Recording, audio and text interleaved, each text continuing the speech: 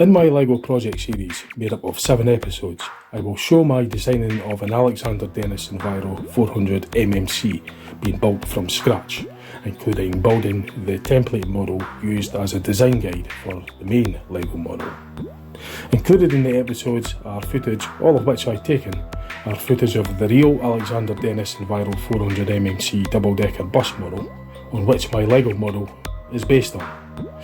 The episodes will also include my building of the template model, the designing process of the main model, the final assembly of the main model, and a small tour around my collection of 80 plus LEGO vehicle models. The scale I use for my LEGO vehicle models are approximately 1:30, and for the weight synchronisation, 117 grams equals a metric ton. This is to give a proportional weight sensation with my models. I have used this dimension scale and weight scale from about 2012.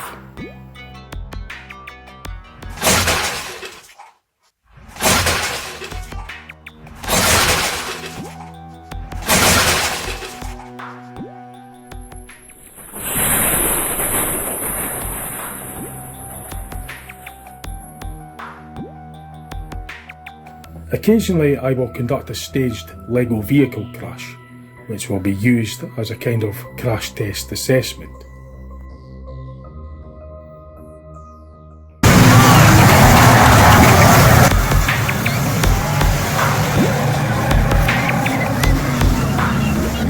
When one of my model LEGO models are due for destruction to make way for new models, instead of taking it apart by hand, I use a makeshift stock car racing arena for me to reenact the banger racing destruction derbies, like the real motorsport stock car banger racing events that I regularly attend. There is some of my footage I've taken of these real events shown in this introduction, alongside my LEGO model destruction derbies.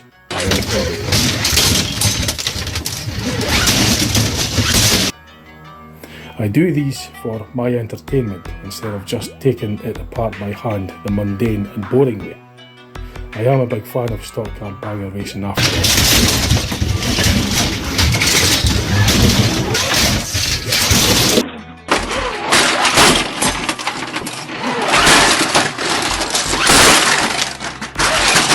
One of my LEGO models can last anything from a couple of years to well over 10 years.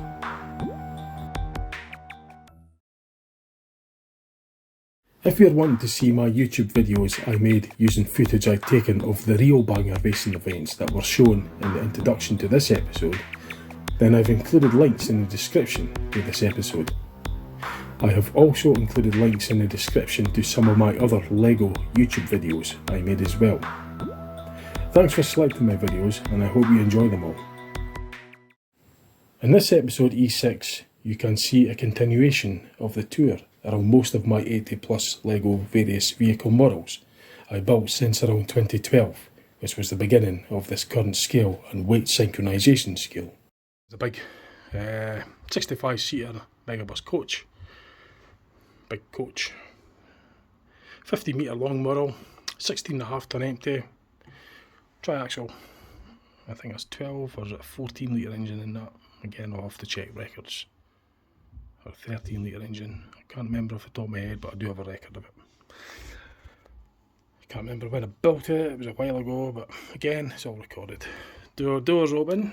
This was built a while ago, so the LEGO availability was not as readily available. Courier seat. So I have our instruments tucked there in the back. That indicates refreshments, representative, comfy seat representative.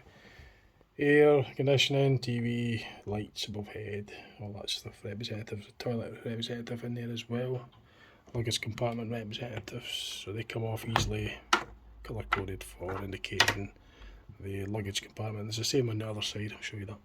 Now like I say, I used pink for the markers for that. Now as I said earlier, I couldn't give a stuff about the colour, it's just that that's what was available at the time, so therefore I used it because of the availability. It's the item, the actual model component, the LEGO component that's used for me. Colour doesn't mean anything to me, except for the exceptions of the lights. It's got to be clear for the front, it would be red for the tail, rear number plate's got to be yellow, front number plate's got to be white, representative, and seat colour coded, as I explained earlier. So the coach compartment, this being a heavy vehicle, although it is big, in real life it would extend further back. This portion is used for the ballast. So I've got ballast in there. It's a very complex one, this one. There's a lot of components jam-packed under there, under these covers. Now I could show you briefly, I could maybe remove a couple, show you. Double fuel tanks at the front. Nice stabilisers and fancy stuff and everything for the axles. I'll remove a couple of these covers for you. I'll show you the engine from this angle. So I couldn't film doing that. It's quite easy to remove the under trays, just basically the under trays, to show you some more of the components that I've jam packed in there. They're all organised and done right. Start up on stack, the engine's buried in there somewhere. So a lot of components, being a high spec vehicle, because it's a long distance coach, it's got a bigger engine, therefore it's got more ancillary components to supplement the big engine.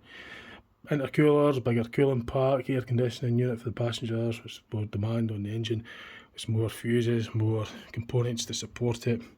It's got 3 axles, 6 sets of suspensions, the big air compressor, all the air lines, brakes and everything's all got to be supplemented, air dryers, blah blah blah, big transmission, long distance.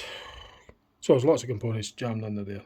Big engine, more heat exchangers, etc. More stabilisers on the suspension, being a high spec coach, because it's a fast moving on the motorway, it needs to be more stable than a normal bus, because a normal bus is only going to be used in the city centre at a fairly low speed, more designed for stop start applications, more emphasis on the torque converter and automatic transmission, whereas nowadays most of the coaches are automatic, but the earlier ones were manual because they weren't doing so much stop starting. More control for the driver, more suited for long distance, like that of a truck. But modern days it's all automatic. But there's more of an exhaust brake system for high speed in conjunction with the hydraulic retarder. Because of the payloads, this will be 26 tonne gross, empty weight 16.5 metric tonnes, fully load 26.5 or 26. Technically, I think it's limited to 25 or something. I think that's the drive axle. 12 tonne drive, tandem axle 6 I think. I think 6 on the front. 24, or is it maybe 6.5, because they're only single wheels, mind. On the real life one is double wheels, so you get 12 tonne axle loads. So what's that? So that's 6.5 is 13 plus 12, 25, so about 25 tonne fully loaded. 65 seater coach with luggage, 20 kilograms for suitcases and or whatever, you know, luggage compartment stuff. Then you've got, what, 7 kilograms hand luggage. Passengers are weighing about, what, average 80 kilograms, say, so it's 107 kilograms times that by 65, plus the, I think, fuel and courier and driver weight's part of the curb. I'll have to check, but anyway, you can do your maths. So passenger weights vary, obviously. So that's the coach, megabus. I just call it megabus. It's not actually Stagecoach megabus or Cityline megabus, I just call it a megabus. Aircon pods at the top. Representatives, and inlet valves in there on the roof, and the brown things are the televisions, are angled, spaced out along the length of the interior, and that's all your service buttons, stop, light, air vents, blah blah blah, stuff above the passengers. So it's got the big heated mirrors as well, more of a view for the driver instruments, comfy seat adjustable as well. So I put a lot more in for the steering arrangement than I did on the standard. Although trucks are very high spec, I use standard steering wheel to represent it, but with this being a coach I thought I'd just splash out and make it more complex. That's what was available. I thought I'd do a bit more on this model.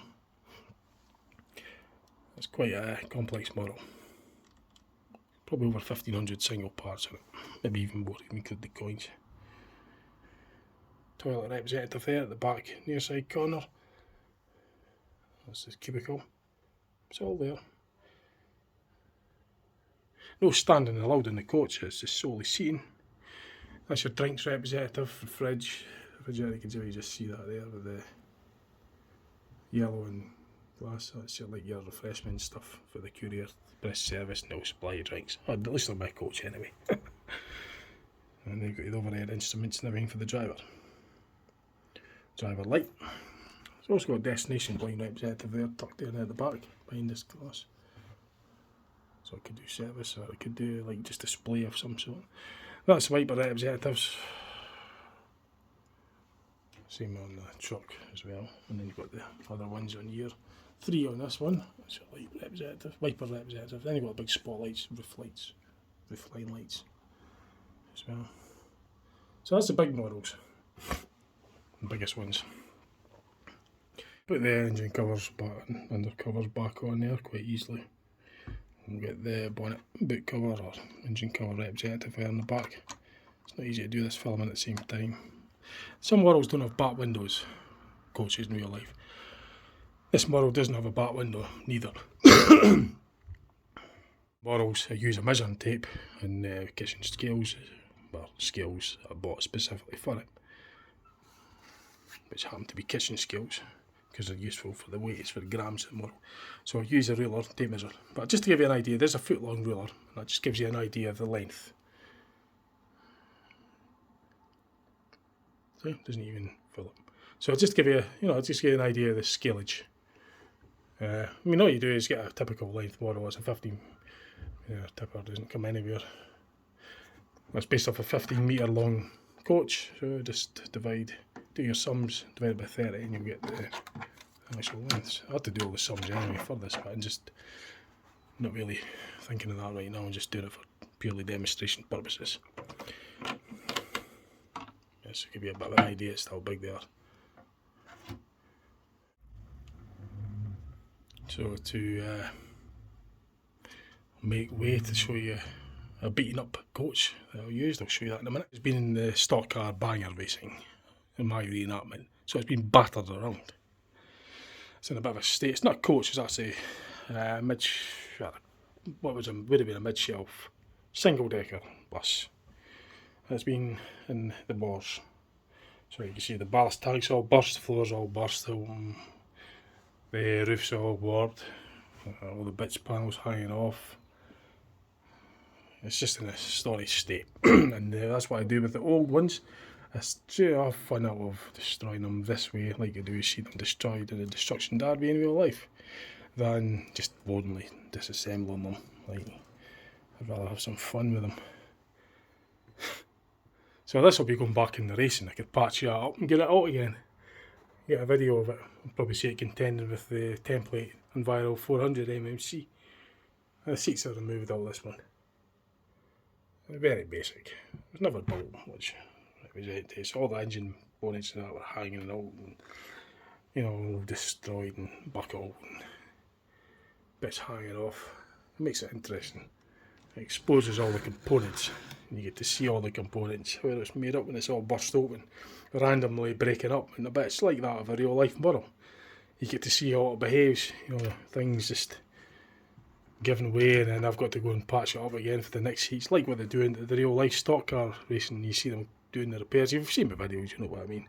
So I like to reenact it with my arena, with my Lego models, so I do so. And this one's been in the Pro Stocks actually. The bangers are totally destructive, like. I put the boot in hard, in other words I smash them into each other really hard in the bangers, but in the Pro Stocks it's more of a nudging sort of spin, tapping. Well, not tapping but hitting, but reasonably forced. Semi-contact as I call it. But with the bangers I go full on, bits go flying everywhere. Good fun. I love banger racing in real life, the real motorsport, so as I say I reenact it with my models. My Lego models, so here's my arena built specifically for it, which you'll see in one of my later videos. Well, it'll be a part of this series, I guess. Let me show you that. Sitting there just now, drying out in heat. You saw that earlier. I did show you the else, the box truck. Well, we'll be time. So all the stuff is stored up here upstairs at the moment.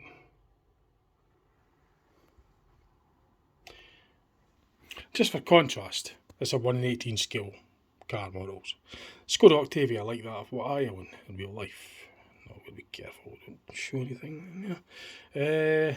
down in the shelf below. It's a Peugeot 209. We're on the 18 scale, so as you can see, the bigger it is, the more detail you get. But with having a bus now in that scale, it would take up too much room, so I can't do that. And I've got the Haynes engine duct air as well. So going back to the 1 in 18, as I say, the smaller the models are, the harder it is to get detail. But the bigger, the more detail. So I'm satisfied with the 1 in 18 for them, because I started off in it. Frankly, couldn't afford anything bigger. So with the models, for my Lego, 1 in 30 is good, because I do concentrate more on trucks, buses and trucks. The cars come later as a kind of supplement to the whole theme of the traffic that I use. Downstairs, and I'll just have to quickly go through this. I don't want to be moving too much, but I've got a fixed chassis 8-wheeler tipper here. Top quality, it's one of the early ones. It's dusty, needs a bit of clean, but it does actually work. Tippers not do tip. The cab does tilt, it's quite old, so Lego availability was harder, but it is regarded as a high quality model, top shelf quality. And the weight for that is about 12 tonne, that being a ballast, and some ballast at the back of the driver's cab, and ballast here as well. It's quite short as well, well, densely packed. So the weight, to be a lot of ballast to get the weight up. That's a mid-shelf model tractor unit for the flatbed trailer. That's a mid-shelf model flatbed fixed chassis truck. Ballast at the end of the trailer, at the end of the flatbed. These are all bangers and pro stocks, all wrecks that are going to get wrecked. It's destroyed up in the destruction derby, tucked in there in the corner. The Gemini you would have seen enough of. The twin buses, mid-shelf, are there. It's a top quality single deck. That's some of the other cars, production cars of that brand that you would have saw earlier. It's a top quality shelf transit, or 8-seater pickup or whatever it is. Bought years ago. This is a good one. This Megabus coach, tri-axle double deck. I'll go into detail on that in a minute. I'll show you the best of last. That's the other corresponding sister to that. Oh no, it's not. That's the mid-shelf B10M, Volvo B10M single decker. I think I might have showed you that before. It's one of the production cars there. Yeah, the twin coach midi buses, that's one of them. It's a midi bus, you can tell the wheels are smaller on it. It was built quite a while ago, so relatively for Lego. It's quite hard. Upper deck, lower deck for the coach. So we'll go into more detail on that.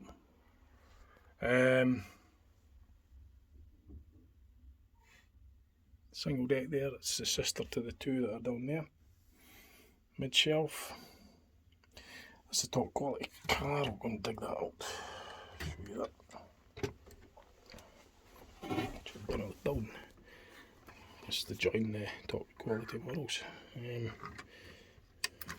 is an old thing, this 2000. So this is built before I came up with mid-term, mid-shelf. So it's just built really high quality, standard. So all the bits are overlapping, it's solidly built. With the availability that was at the time of the building. So a lot of thought went into it. Skilled model. I think it's based off my old Vauxhall Mark IV Ashtray, the weight is anyway, so it should be 1180 kilograms. So it's just 1.18 times 117 for the grammage, the actual grammage weight. I use white for the headlights instead of clear, because I didn't have it much clearer that time. I just used the solid red for the tail lights. Again, there wasn't much Lego at that time I built that. But as time goes on, I got more Lego, so I was able to use clear. More availability to me. Mine is, if he knows, if he's watching, he'll know this. I bought this for him, or it's mine, like, but I bought it as a request. So if you're watching this, it's a Scamel Scarab. You'll know who I'm talking about, because you're interested in them. The old railway line 1950s. I don't have any dealings with them, I don't know anything about them, to be honest with you, but I did get some technical spec and some pictures to build one. But it is a request from a friend of mine that remembers them, And so therefore I bought what I could resemble of one Scamo Scarab railway support vehicle, a 3-wheeler. So I did something anyway as a request. So Scamo Scarab. So if my mate's watching, you'll know who I'm referring to. That's it there, bought from your request. So on the shelf down, I've got a selection of other vehicles, vans and that in here. Some production vans, again they're a bit dusty, but I'm not going to go into all them at this stage. This would be the prototype of the production van, because it's got more black on it than anything else. I wouldn't get that by accident, that was deliberately made that way, because you wouldn't pick them out and end up like that randomly. Specifically made it black colour coded, so I know that this is the prototype. So I bought this first, and from that I spun off another 3, I think. It's either 3 or 4 identical to it. I'd have to look all the records because there's so many. So there's an array of components under there. I think it's mid-shelf. Most of the production ones are. As I say, the only top quality production model that I've done is the 2 midi buses. These are technically top shelf quality, and there's only 2 of them. So it's regarded as production model because they're identical in every way. That was just my bracelet running across the top. That's what that noise was. I thought something was loose. Again, at the time I bought this, Lego availability was scarce, so I only had so much to build with. The sister one to that is up here. So as you'll see, it's 99.9% identical.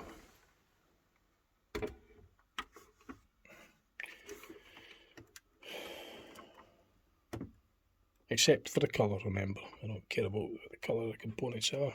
For the prototype, I probably marked the feature down on the records to distinguish the one that I built first. And then the twin from it would have spun from that. Now, I can't remember what one it was off the top of my head, but I'm sure I will have a recorded feature on one of them to distinguish it. Again, I'd have to look back on the registered further, but at this stage it's not important. I don't have the time. I just got to get through this as quickly, as efficiently as I can, because I've got other things to do later on. I'll just check the time. Jeez, I'm going to get going. I have to round this off pretty quickly. This is a mid-shelf flatbed trailer. Now, as you can see, the wheels have been taken off of it for now, because there's a shortage of wheels and I have to order it more. And as it happens, they were used. I couldn't source all 8 wheels. I needed 4 for the template model for the Enviro 400 MMC Alexander Dennis body double deck, and 4 for the main one. So that's 8. This was able to supply me 6. It's a tri-axle trailer, and the other 2 I was able to get. And short of wheels, so I'm borrowing them off this mid-shelf trailer. I wouldn't do that with the top shelf quality. Treat them a bit better. But this is I just kind of threw this up. It's a lot easier to build, quicker, mid quality. Doesn't quite get the same, you know. It's cheaper if you like. It's spent. The Lego was just the same, but it's just that I didn't spend that long building it. It was more for the aesthetics. You know, it looks right. It's the same weight. Synchronisation's all there.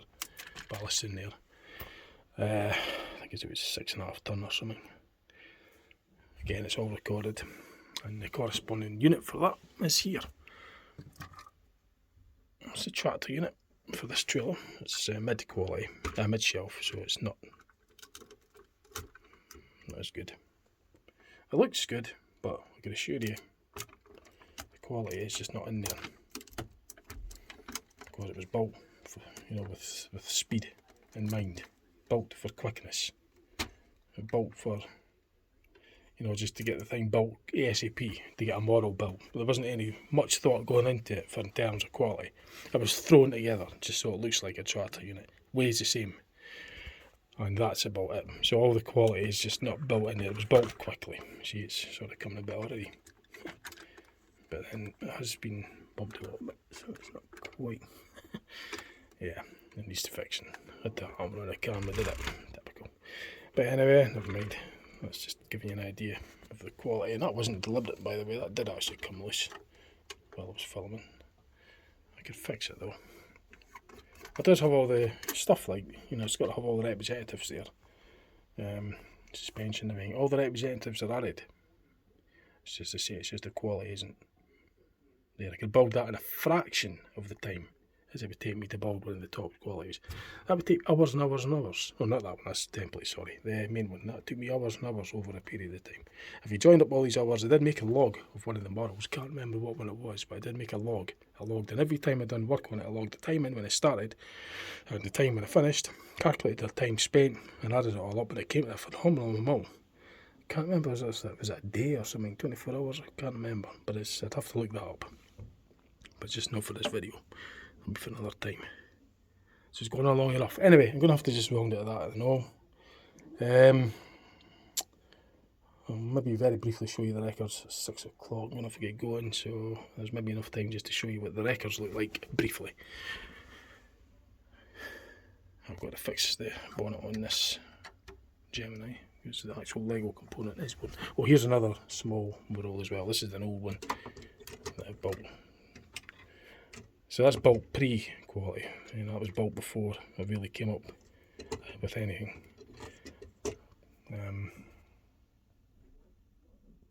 But it fits in roughly with a sort of, it's debatable whether it's top or bottom. Now there was a model there, let me find it. Not for time. I have to leave that for now. It's just.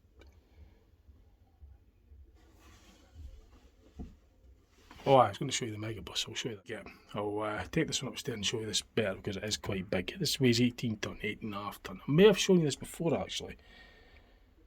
I maybe have in one of my other videos, but I really am pushed for time, so I'll try and get through this quickly because I've got to show you that. Because I'm not going to take it upstairs, I'm just going to have to show you here. I may have shown this on other videos. Oh, that's not going to work. There we go.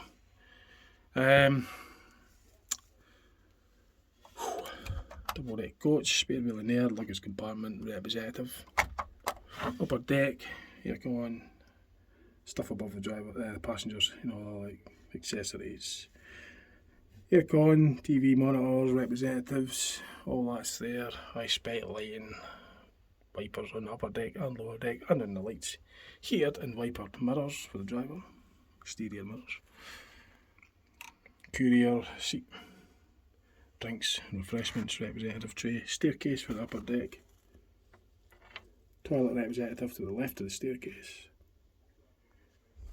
It's a view on the inside, and lower deck view on the outside, of the upper deck, looking in. I may have showed you the underside. Very much complex, lots of components in there. Ballast tank. Heavy batteries, double tank at the front, ballast tank in the wheelbase. Also the ballast tanks doubles up as luggage. Well, that there is a ballast tank. Behind that spare wheel holder. There's interdecking. I don't know if there's interdecking in this one. Probably not. Although the aircon and lights and all the rest of it, TV monitors are fixed to the inside of the lower part of the upper deck floor. But there is structural beams going across way. And all the top shelf models have the cross members. Not all the mid shelves do. That one doesn't, for example. That's just a template. That's below mid shelf quality. But all the top ones have cross structures. You know, goes widthways for structural support, width structural support. I think I've shown you the bonnet on the underside.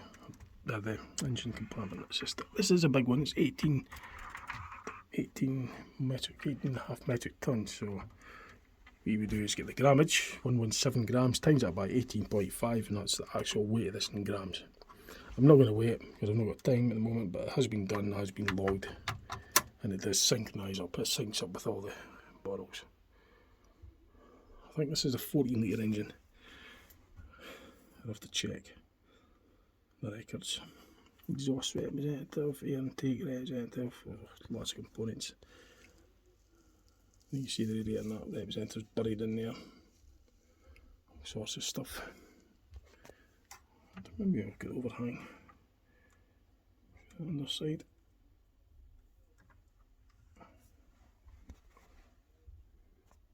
Air induction side, I think that one is. It's probably radiator side or some other ventilation representatives.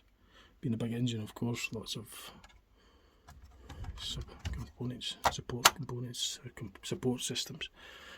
Vents for the air conditioning representatives in there, behind there under the rear passenger seat. Number plate, weird destination blind representative. It's heavily packed, this one. It's very complex, this one, and it weighs, as I say, it's the heaviest model I've got. It's not the biggest, because the big Arctic's, big articulated box truck's bigger, but this one here's heavier. I think the box one's about 15.5 tonne. This megabus is 18.5 tonne, and the coach, the big megabus coach, is 16.5 tonne. The Arctic tipper was about 15.5 or something tonnes as well.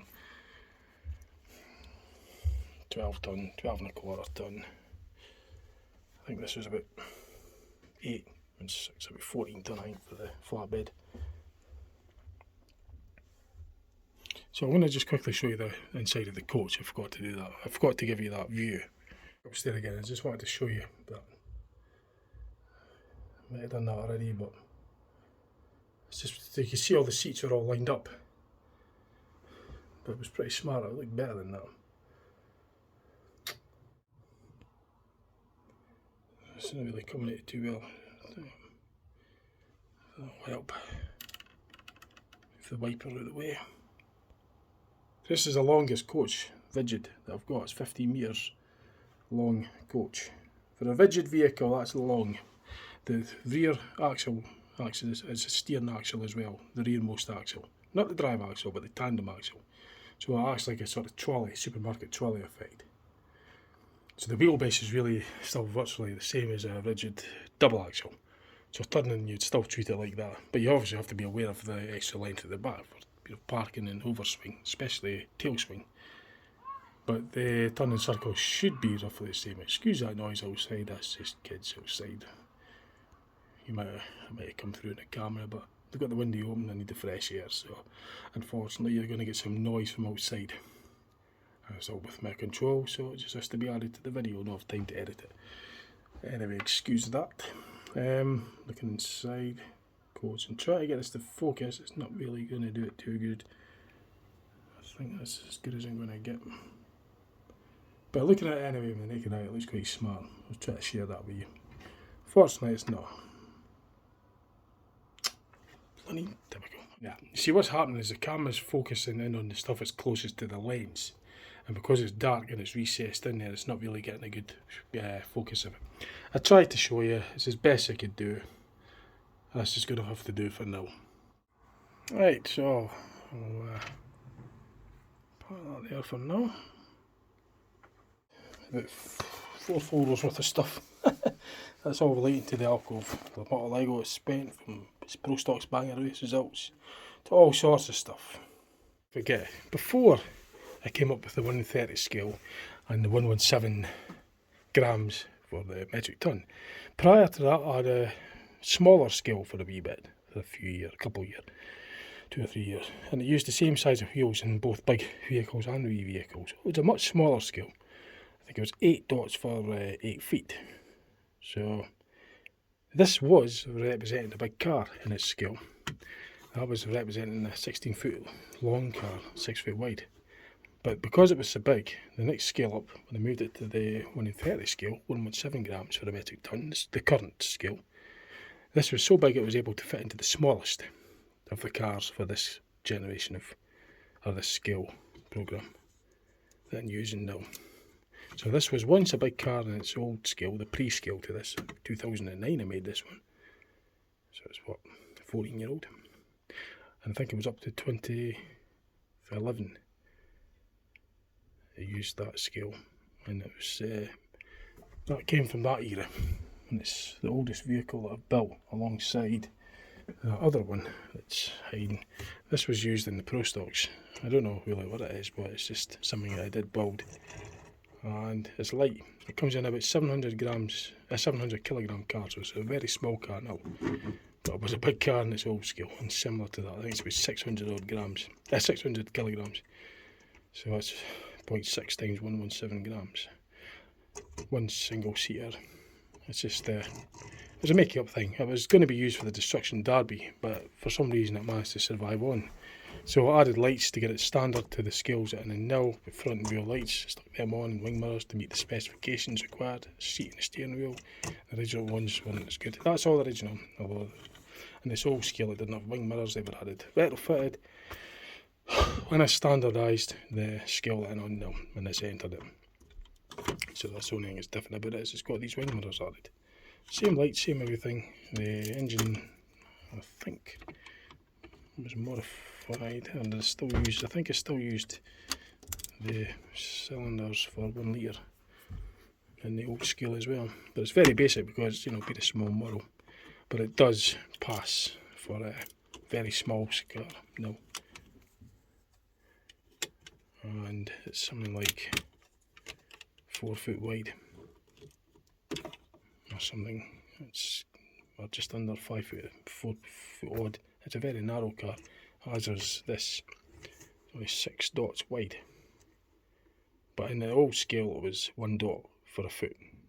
So it would have been 6 foot wide in the previous generation scale. And it was a big car. And you can actually measure the length. 1, 2, 3, 4, 5, 6, 7, 8, 9, 10, 11, 12, 13, 14, 15, 16 feet long it would have been. 6 foot wide. That's a big car. That's a very small car though. And it was something like 1.5 tons as well. So whatever the scalage I used for the weights. I have to look back at the records for that. Being buried in all these folders somewhere, I guess.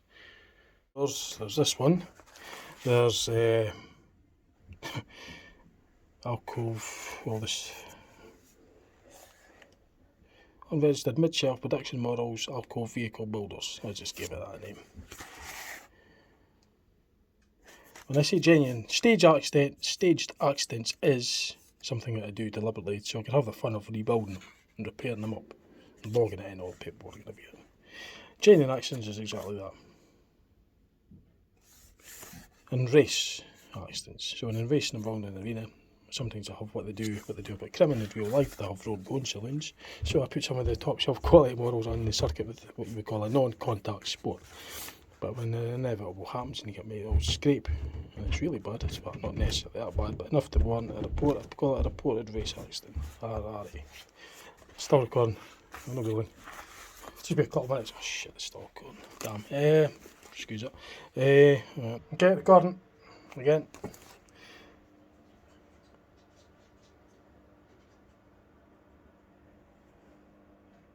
So I think I might have went through that before.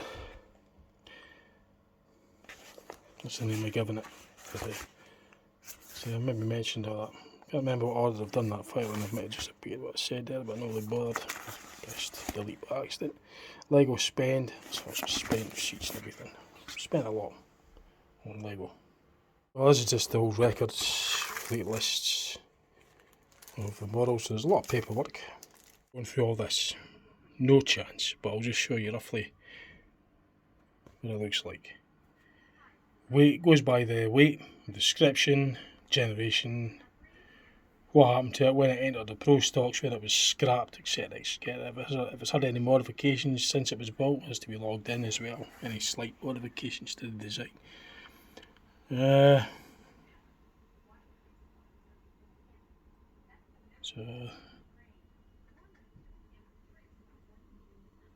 So there's quite a lot, but I'm not going through that. But that model's got to be registered in anyway. I do it all from my own record, so I know where it's what it's built, what it's supposed to be, when I built it.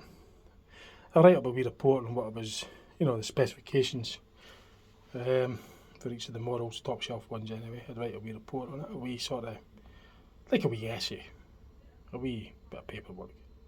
Specifications, how long it took roughly, just a bit about the build, a bit about the model is based off it. So I've got something written down, and it goes in the file as well. And the date it was completed. The day's date is 21st of June 2023. Summer solstice, when that one was complete, because it goes on the date it was finally built. Design features on the models as well. So there's quite a bit of paperwork as well. Quite a lot. Anyway, I'm going to have to round the video off. I think I've give you a wee insight of my Lego. Lego storage is in there, it's in the other boxes, in there, some in there as well, below it. There's some under the trays, some in the tubs there, the historical bus. That's old Lego that I used for building vintage vehicles for the bangers, because it is actually old Lego that I used back in 1988 and in the early 80s. But it's too old to be used on the models now, so I'll just use them in the bangers, crash them about. And I've got some pre-scaled models, you know, that don't really fit in, unsymmetrical as I call them. And just use them for props for getting destroyed in the Destruction Derby, amongst the ones that are scaled, and set the ones that are tucked in there further back. So I've got to fix that. The stack at the back of that mid-shelf modelled tractor unit for the flatbed. That's going to be waiting wheels, because the wheels have been taken off of that, put on these for now. The shortage of wheels. I've got a tub there, it's got Lego in it, all set up in the specific. There's Lego in here as well, on the tubs, so I'm not going to look at it at the moment, specifically in the containers, so I know where each of the components are. Not one tub for each bit of Lego, there's sometimes a mixture. The small ones like that are all one bit, because there's so many of them. But other bigger bits will have maybe multiple bits, and like its wheels for example, has different types mixed in there. And there is like tyres and other things. These have got blocks for seats and different seat bases. You can fit in the tubs. The three of them, you've got flats, you've got blocks, and you've got the smaller thin flats in there. And plates and that. So I've got a fair idea what I'm looking for, rather than just a miscellaneous. I might be there forever looking for it. That's the remnants of some of the Destruction Derbies. It's also useful for getting miscellaneous parts. And same with that as well. One time they were both full. These shelves were added later in this alcove. Originally it was only 3, in fact it was I think it was 2, and I added that and then added that later. And then another 2 up there. It was a small alcove, but that's all there is. So I've just got to utilise as much space as I can. Anyway, that's just a brief tour of my log. I'm going to have to go. So, it's time for me to get on with other things I need to do. So I've run out of time. I've just hoped that this has given you a rough idea of my model design, scale design. Prior to having the scale design, it was just built more like unscaled and unsymmetrical. So it was just a model that didn't have a specific scale or weight to it. It was just built for aesthetics. I did build components in it, like engines and that. But then when I started the scaling off in 2009, and then that's when they came out with the first scale models. And in 2013, was it 12 or was it 13? Or was it 11? I think it was 13, 2013 I think. Again, I've got it recorded. I'm sure it was 2013 anyway that I started off with moving up to this scale. It happens to be 10 dots for 8 foot wide. So I'm measuring tapes here, but it's 34 foot long, so it's 34 centimetres long. 1 centimetre equals a foot. 117 grams equals a metric ton. Okay, that's going to round it off. That's the series for this video. Not quite sure. I haven't made one up yet for the introduction and closing, but I'll rustle up something for it, and I'll get it out there and share it with you. Okay, that'll do for now. A good idea. Right, yeah, before I go, just suggested to me that I should just make sure that, was it definitely, before I do that, like, so I'm just recording, what was I about to say, yeah, just a very brief view of both of them together. So this one you might guess is the template model. As you can see, it's not been near as bulk, the same quality. Sheets are just a mess, really, mismatched. It's only just for basic technical, a template, you know, for the main model here on the left to be built from. Obviously this is built to the high quality. The template model is far from high quality, but they do look very similar. Is it temporary? So there you go. Just, I probably covered it. In fact, I did cover it, but I'm just going to show you it very briefly again, I've just took some pictures there at the same time. Template and right. So you got the comparisons to go with. And the template one doesn't really have the fine detail like hoppers, but very basic interior lights for representatives. Interior. So as I got the exterior lights, okay. It doesn't have a number plate. I did need to have a template for the technical details for the destination blind on the rear being a full width, so that had to be incorporated. This is the this is the main one here, so I'll be careful treating this one.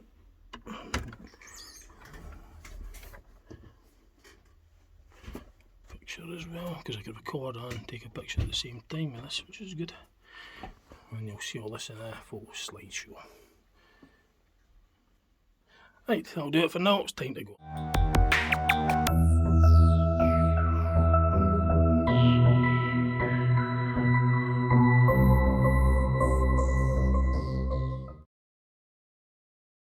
If you're wanting to see my YouTube videos I made using footage I've taken of the real banger racing events that were shown in the introduction to this episode, then I've included links in the description to this episode. I have also included links in the description to some of my other LEGO YouTube videos I made as well. Thanks for selecting my videos and I hope you enjoy them all.